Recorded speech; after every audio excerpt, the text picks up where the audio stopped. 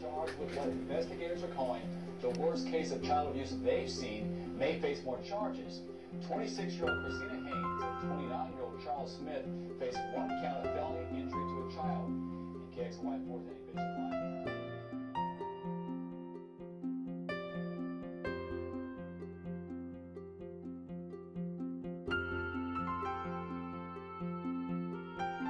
Some of the things that we see that's happened to the children, honestly, it'll make you sick to your stomach.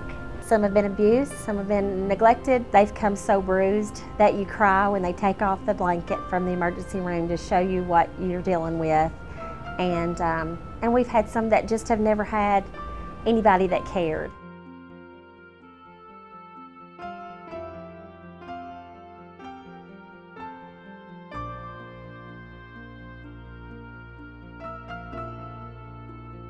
Looking back over what Christ has said about when I was naked, you clothed me. When I was hungry, you fed me. And at the end of those statements, then the disciples said, when have we done this? You know, and he said, when you've done it to the least of these, my brothers. We have approximately 100 children in care at any given time in White County, and we don't have near that many beds in our county. Approximately 40% of those children are having to be housed outside of our county because of the lack of beds.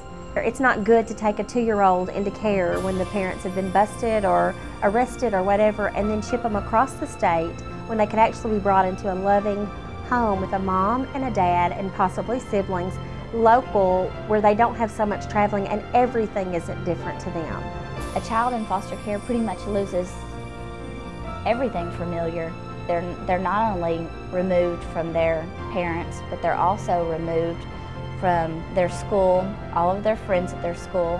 And I think the more foster homes that we can raise up in our county, the more that helps our children, because less things are changed. The kids need home. Satan works so hard and to destroy a home. So he gets in parents where they're not able to take care of home. They are misusing the kids, bruising, and all of this is Satan work. People often say to me, I can't foster. I have too soft of a heart, or I'll get too attached, things like that. And that's exactly who we need fostering, are people that can attach, people that do form bonds easily.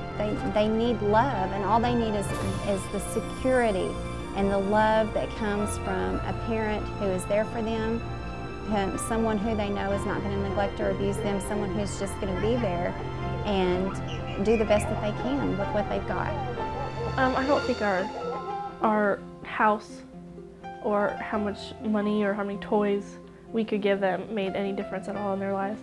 I think they just need to know that somebody cares about them. I mean, most of them are children, so it's important for them to know that there are families out there who will care for you and provide you with as much as they can.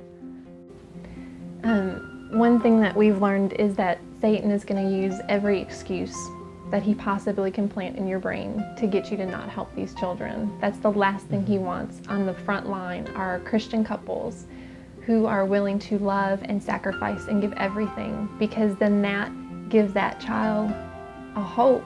That's the last thing that he wants. So he gives you all kinds of excuses. I'm too busy. We don't have enough money. The house isn't just right for them. I'll get too attached. I'll get too attached. And those excuses, when you've done it and you've seen the homes that the children have come from, get to be kind of humorous. What can your home possibly look like? There's dishes in the sink. There's dirty clothes on the floor. Okay, what about a meth lab next to the baby crib? We need Christian families to step up to be foster parents, because the lack of homes in our county, because our kids that are being transported back and forth every week, changing schools, changing doctors, changing counselors, and all those things that come with a child being in foster care, it's all just complicated that much more when a child is having to be housed an hour or 2 or 3 hours away. I thought I was doing the service for kids when actually I realized it taught me so much about my own life and how thankful I am for all that we had, not just myself growing up, but for my own children. So Christ has us here to take up the slack, to show these kids that there is such thing as loving parents. There is such thing as a life in Christ. And we have to do this. We're obligated to do this. So take those excuses that Satan gives you and call it what it is. Say that it's Satan planting those things in your mind and address, okay, this is what our concern is. This is what I think my excuse is. And give that to God and watch what He can do with it.